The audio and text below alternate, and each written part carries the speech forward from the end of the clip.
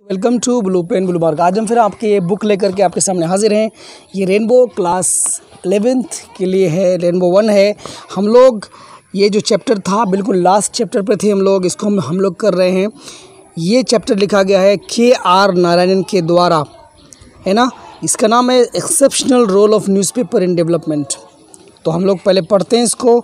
सबसे पहले हम लोग KR नारायणन के बारे में कुछ जान लेते हैं कि ये जो लिखने वाले हैं, इनके जो लेखक हैं, ऑथर हैं, वो हैं कौन। तो चलिए हम लोग शुरू करते हैं। और आप हमें ये भी याद रखना चाहिए कि डॉक्टर KR नारायणन हमारे इंडिया के प्रेसिडेंट रह चुके हैं। तो चलिए शुरू करते हैं बिना टाइम को गंवाए। कोचिरिल Raman Narayan 1921 to 2005।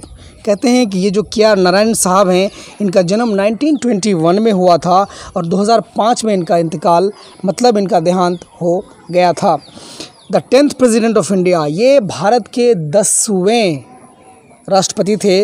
Was the first Dalit to hold this august office. कहते हैं कि ये सबसे पहले दलित थे जो इस ऑफिस को, इस प्रेसिडेंट के कार्यालय को इनने संभाला था। अब यहाँ यूज़ किया वैसे दोस्तों, he was first Dalit to hold office का मतलब होता है उस ऑफिस में मतलब विराजमान होना।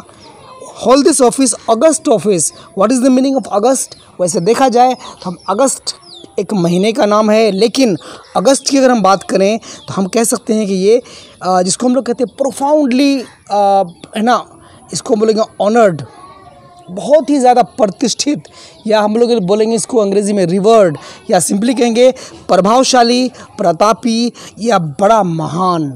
ये जो प्रेसिडेंशियल ऑफिस है भारत का, बहुत बड़ा प्रतापी या प्रभावशाली ऑफिस है, बहुत ही महान ऑफिस है, बहुत ही प्रतिष्ठित ऑफिस है।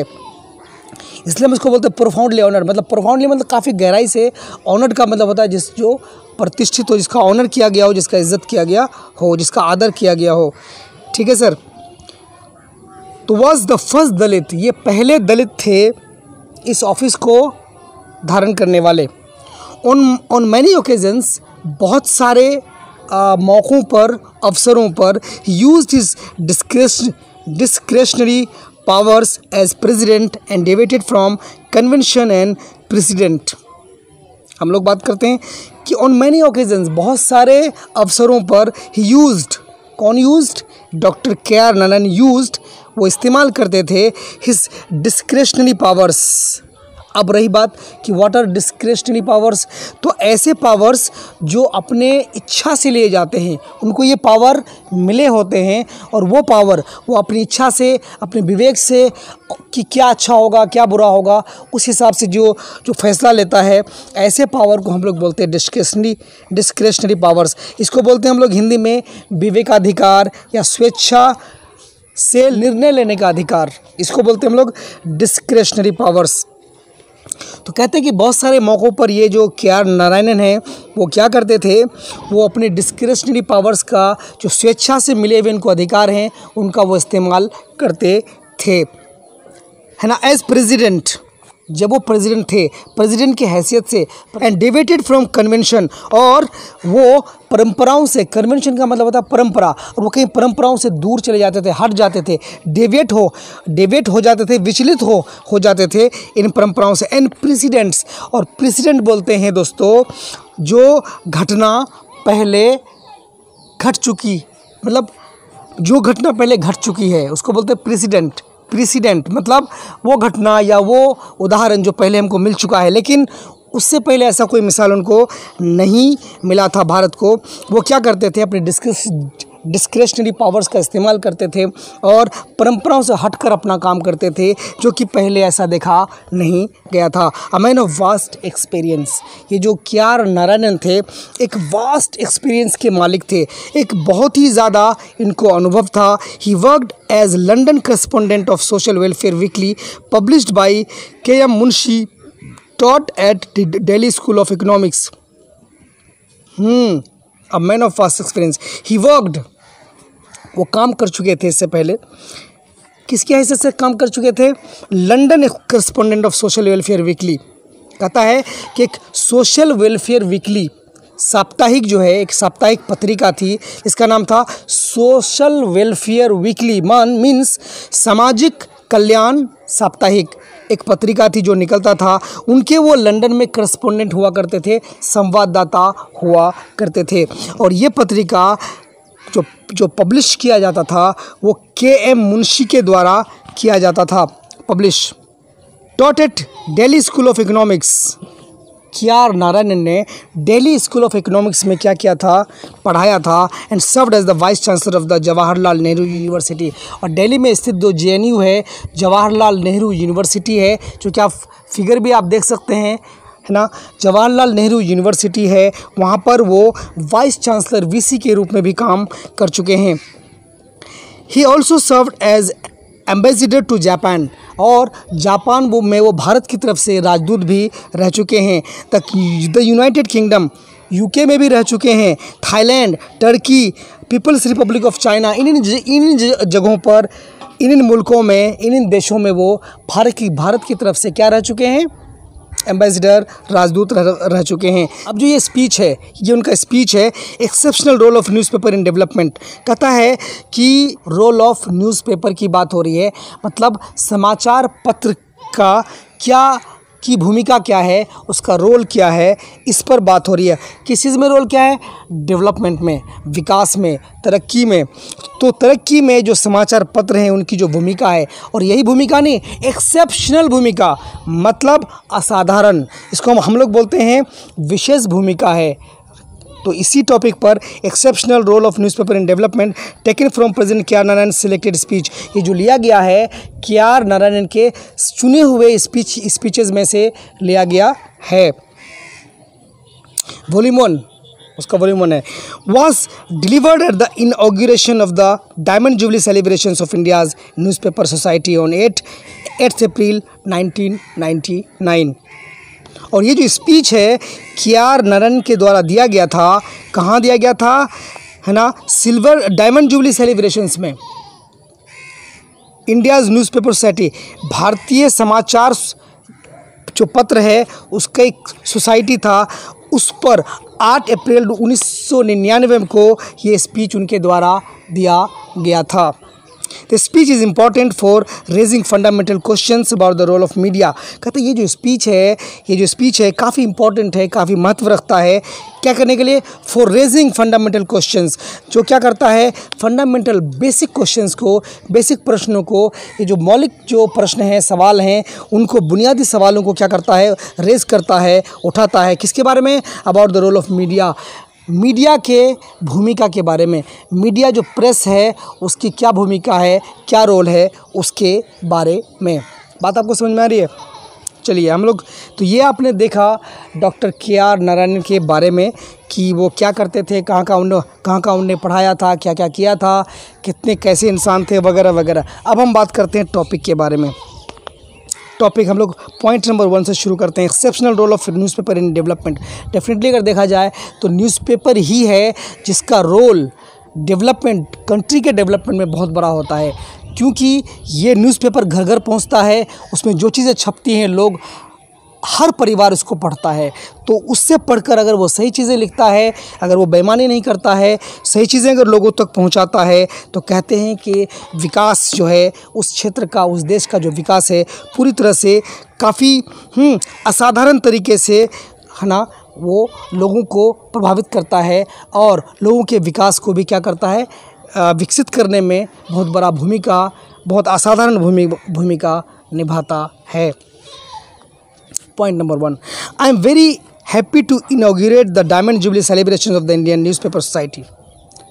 Doctor KR. नारायण कह रहे हैं कि आई एम वेरी हैप्पी, मैं बहुत खुश हूँ, टू इनाग्रेट, कि मैं इनाग्रेट कर रहा हूँ, मैं उद्घाटन कर रहा हूँ, किस चीज़ का, the diamond jubilee celebration of Indian newspaper society. कहते हैं इंडियन न्यूज़पेपर सोसाइटी, भारतीय समाचार पत्र का जो समाज है, की जो सोसाइटी है, उसका जो डायमंड जुबली सेलिब्रेशन है, उसका उद्घाटन करते हुए मुझे बहुत खुशी हो रही है, मैं बहुत खुश हूँ।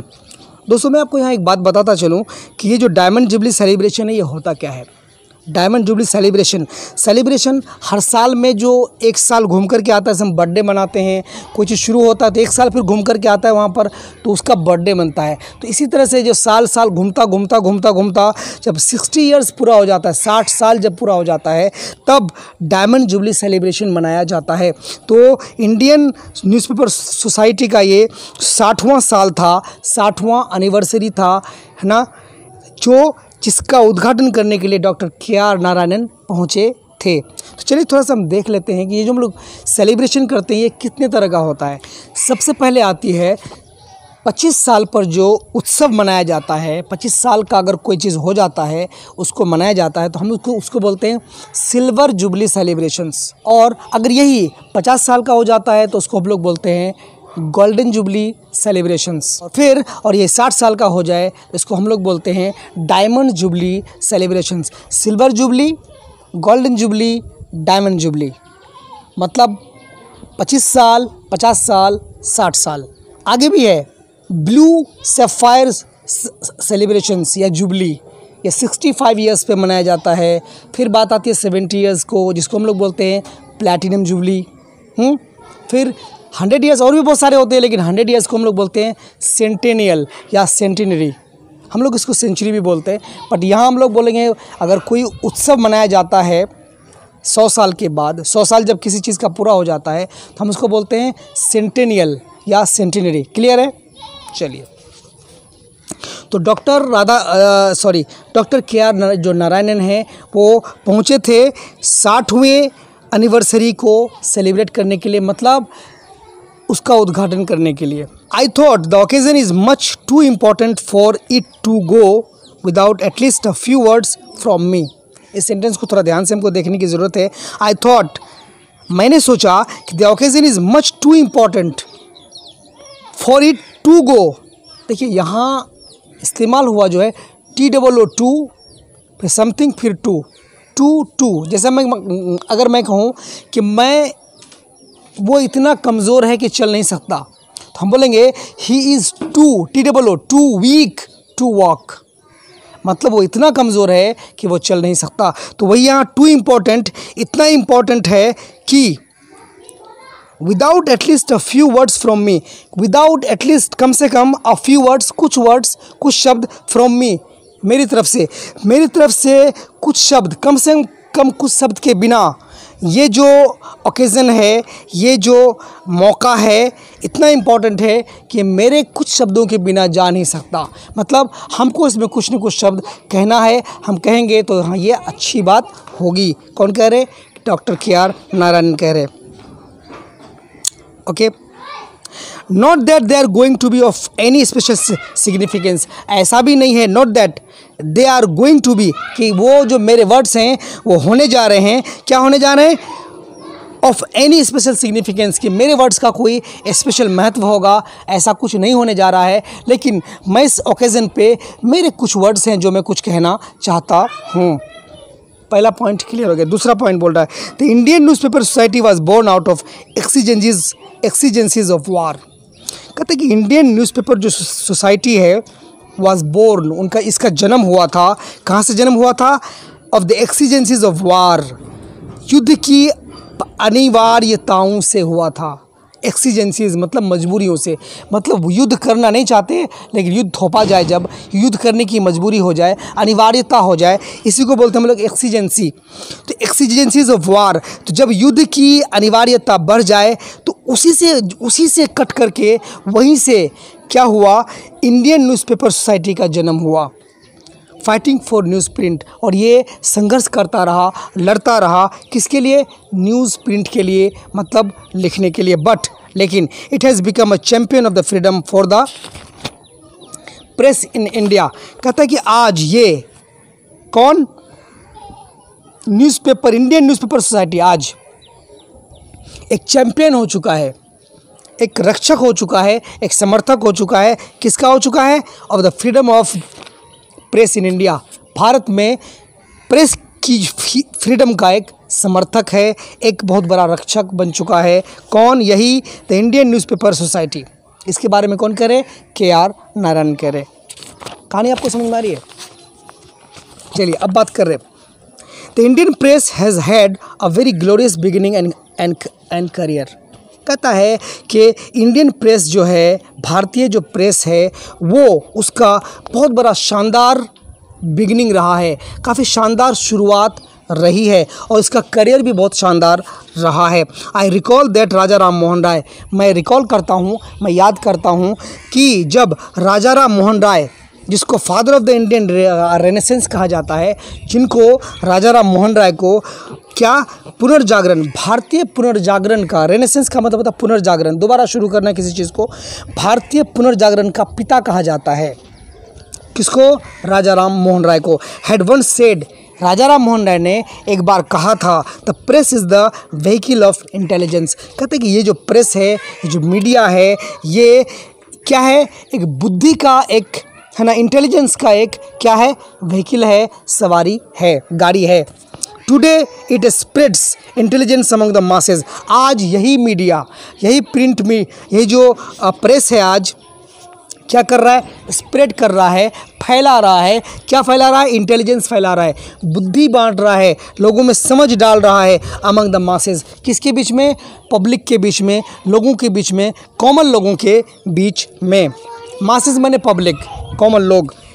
In the classified of sense of intelligence also, अगर हम क्लासिफाइड सेंस में बात करें इंटेलिजेंस का, मतलब बुद्धि का वर्गीकृत रूप के बारे में बात करें। अब रही कि बुद्धि का वर्गीकरण कैसे कर सकते हैं हम, तो बुद्धि को हम कई तरह से बांट सकते हैं। जैसे प्रैक्टिकल बुद्धि होता है, एनालिटिकल बुद्धि होता है, और या फिर हम उसको बोलते हैं क्रिएटिव बुद्धि होता है, जो हम खुद क्रिएट करते हैं। मतलब हमारी बुद्धि कब काम करती है? जब हम किसी का एनालिसिस करते हैं, विश्लेषण करते हैं, उसको बोलते हैं analytical sense.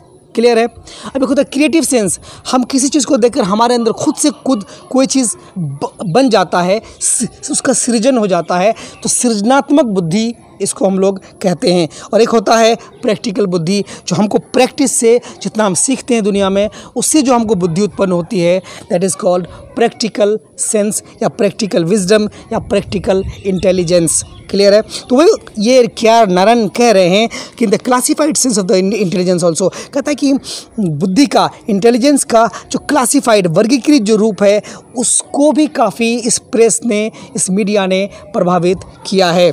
It has been often leaking out enough intelligence, और यही नहीं, it has been often leaking out. Leaking out माने लीक करना, लीक करना माने बहा देना, मतलब लीक, कहीं से कुछ चीज़ लीक हो जाता है, बाहर हो जाता है।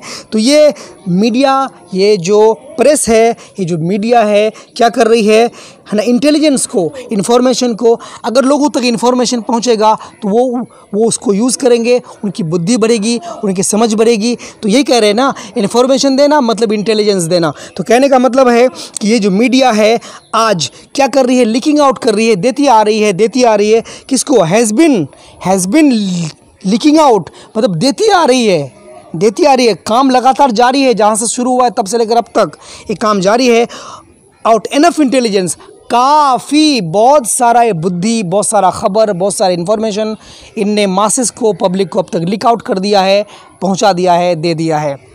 बात पकड़ में आ रही है आपको? Point number 3, the print media today is competing with the electronic media. अब मीडिया दो तरह का होता है, print media, electronic media. Print media का मतलब होता है जो छपकर बाहर निकलता है, जैसे न्यूज़पेपर है, मैगज़ीन है, और भी कई तरह के जर्नल्स हैं, ये प्रिंट मीडिया के अंदर में आते हैं। वहीं होता है इलेक्ट्रॉनिक मीडिया, जैसे भी इंटरनेट है, आपका मोबाइल है, टीवी है, जो भी है, ये सारा का सारा आ गया आपका इलेक्ट्रॉनिक मीडिया में। तो कहते हैं प्रिंट मीडिया, आज जो अखबार है, प्रिंट मीडिया है, मैगजीन्स हैं, न्यूज़पेपर्स हैं, समाचार पत्र हैं, वो कम्पीट कर रहे हैं। वो क्या कर रहे हैं, है ना, कंपटीशन दे रहे हैं, काफ़ी तगड़ा कंपटीशन दे रहे हैं। किसको दे रहे हैं? इलेक्ट्रॉनिक मीडिया को। Electronic media, print media electronic media को क्या दे रहा है? तगड़ा चैलेंज दे रहा है, कम्पीट कर रहा है। I believe that in spite of the electronic gadgets, मैं बिलीव करता हूँ। कौन कह रहे हैं? क्या नारायण कह रहे हैं कि मैं बिलीव करता हूँ, मैं विश्वास करता हूँ इन इलेक्ट्रॉनिक गैजेट्स के बावजूद। इलेक्ट्रॉनिक माने होता है कि जो इलेक्ट्रॉनिक जो यंत्र हैं, इलेक्ट्रिक जो यंत्र हैं, उसके बावजूद, इन स्पाइट ऑफ माने बावजूद, के बावजूद। तो इलेक्ट्रॉनिक यंत्र जो हैं, गैजेट्स जो है, उसके बावजूद आई बिलीव, मैं विश्वास करता हूँ, द रिटन वर्ड, जो लिखा हुआ वर्ड है, द प्रिंटेड वर्ड, जो छपा हुआ वर्ड है, with will have it's supremacy in the next millennium also. कहता है कि अपनी सुप्रीमेसी क्या करेगा, छोड़ेगा, अपनी सुपीरियर होगा या अपनी प्रधानता या अपनी सर्वश्रेष्ठता दिखाएगा। कहाँ? In the next millennium also, अगले 1000 सालों में भी। मिलेनियम का मतलब होता है 1000 साल, तो अगले मिलेनियम में भी ये अपना जो है दबदबा, अपना रुतबा, अपना मर्तबा, अपना प्रधानता, अपना सर्वश्रेष्ठता क्या करेगा, बरकरार रखेगा। किसकी तुलना में? इलेक्ट्रॉनिक मीडिया की तुलना में। ये प्रिंट मीडिया के बारे में बात कर रहे हैं। कौन? K R. Narayanan. There is a close communion between the human beings and the printed word. कहता है कि बहुत ही काफ़ी नज़दीक का एक संबंध है। इसको हम लोग मेल कहते हैं, समन्वय कहते हैं, कम्युनियन है, काफ़ी क्लोज, काफ़ी गहरा संबंध है बिटवीन किसके बीच में? द ह्यूमन बींग, इंसान के बीच में, एंड द प्रिंटेड वर्ड, और जो छपा हुआ शब्द है उसके बीच में काफ़ी गहरा संबंध है। It is a matter of universal experience. ये जो बात है एक वैश्विक अनुभव की बात है, यूनिवर्सल एक्सपीरियंस की बात है कि व्हेन यू रीड समथिंग, कि जब तुम कुछ पढ़ते हो, योर होल बीइंग, तुम खुद पूरा का पूरा रिएक्ट्स टू इट, उस पे क्या देते हो? प्रतिक्रिया देते हो। अनलाइक इन ए वीडियो, ये बिल्कुल वीडियो की तरह नहीं होता है जैसा वीडियो में होता है। और इन ओरल एक्सपोजिशन, और कोई ज़ुबानी कोई चीज़ बोलता है, ओरल एक्सपोजिशन मतलब होता है मौखिक प्रदर्शनी। ओरल माने ज़ुबानी, मौखिक, और एक्सपोजिशन माने एक्सपोज करना, प्रदर्शन करना। तो ओरल एक्सपोजिशन का मतलब होता है कि मौखिक प्रदर्शनी। अगर कोई मौखिक ज़ुबानी कुछ कह रहा है या आप वीडियो में देख रहे हैं, तो वो आपके पूरे होल को, होल बीइंग को आपको जो रिएक्शन देता है वो कंप्लीट आप रिएक्शन नहीं, बल्कि पढ़कर जो आप पढ़कर समझते हैं वो आपका पूरा होल अच्छी तरह से आपके समझ में, आपके दिलो दिमाग में बिल्कुल पैवस्त हो जाता है। कौन कह रहे हैं? K R. Narayanan. The printed word is really a soul steering instrument. कहते हैं कि प्रिंटेड जो वर्ड है, जो छपा हुआ, जो प्रिंटेड जो शब्द है, रियली, वास्तव में, अ सोल स्टीयरिंग इंस्ट्रूमेंट, एक कैसा यंत्र है? सोल स्टीयरिंग है, इंस्पायरिंग है, जो रूह को क्या करता है? जो आत्मा को झंझोर देता है, आत्मा को इंस्पायर करता है। दैट इज़ वाई, इसलिए India has gone through the experience of gradual multiplication of the print media. इसलिए India has gone through experience of gradual multiplication of the print media. So इसलिए इंडिया के, भारत में क्या हुआ है? एक्सपीरियंस, भारत ने एक एक्सपीरियंस किया है, एक अनुभव किया है। कैसा एक्सपीरियंस है वो? Gradual multiplication of the print media. Print media का, छपने वाले मीडिया का, पेपर का, मैगज़ीन का, न्यूज़पेपर का, रिसाला, जितना भी मैगज़ीन्स होता है उसका ग्रेजुअल मल्टीप्लिकेशन, मतलब स्लो एंड ग्रेजुअल, धीरे धीरे, मल्टीप्लिकेशन मतलब बढ़ना, मल्टीप्लाई करना। तो धीरे धीरे ये काफ़ी बढ़ा है, प्रिंट मीडिया बढ़ा है। प्रिंट मीडिया जो हाउसेज़ हैं वो काफ़ी बढ़ी हैं वक्त के साथ। क्यों? इसलिए कि काफ़ी सोल स्टीयरिंग है, ये वीडियो से या ओरल एक्सपोजिशन से काफ़ी अलग होता है, काफ़ी प्रभावी होता है। मतलब कहने का मतलब ये है कि न्यूज़पेपर के बारे में, प्रिंट मीडिया के बारे में डॉक्टर के.आर. नारायणन काफ़ी उसका महिमा मंडन कर रहे हैं, बता रहे हैं कि किस तरह से ये प्रिंट मीडिया इलेक्ट्रॉनिक मीडिया से डिफरेंट है, काफ़ी अलग है, काफ़ी सोल स्टीयरिंग है, काफ़ी इंस्पायरिंग है। पूरे पढ़ते पूरे इंसान को एक रिएक्शन का एक ये बना देता है, उसको वो रिएक्ट करता है, हर चीज़ को समझता है, बूझता है, और फिर वो अपने आप में उसको पैवस्त कर लेता है, जो चीज़ वीडियो से या फिर किसी और एक्सपोजिशन से हमको नहीं मिल पाता है। तो चलिए, वीडियो काफ़ी लंबा हो रहा है, हम लोग ये क्वेश्चन आंसर्स हैं, तो क्वेश्चन आंसर्स हम लोग बाद में कर लेंगे। फ़िलहाल हम इसको यहाँ क्लोज़ करते हैं, फिर अगले वीडियो में हम आपको अगला जो पार्ट है उसको हम पूरा करा देंगे। तो तब तक के लिए आपको कैसा लगा हमें कमेंट करके बताइएगा, और हम लोग आंसर क्वेश्चंस भी करेंगे। आपको अगर कोई दिक्कत होगी, कोई परेशानी है, कोई क्वेश्चन आंसर चाहिए, ग्रामर कुछ भी चाहिए, तो आप हमें कमेंट करके बता सकते हैं। टिल देन टेक केयर, पढ़िए बढ़िया से, और इस चीज़ में डीपली जाइए ताकि आपको अच्छी अंडरस्टैंडिंग बन सके। Take care.